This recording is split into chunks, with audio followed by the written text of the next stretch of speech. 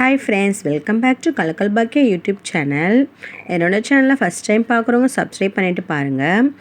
இன்றைக்கி நம்ம பச்சை பயிரில் உள்ள மருத்துவ குணங்களை பற்றி பார்க்க போகிறோம்.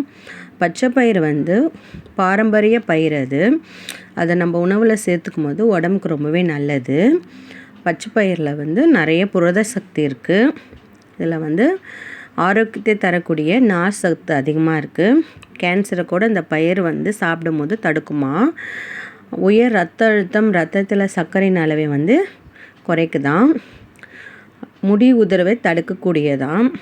நீங்கள் பச்சை பயிரை டெய்லியும் உணவில் சேர்த்துக்கும் போது முடி கொட்டுறது கூட நின்றுடுமா.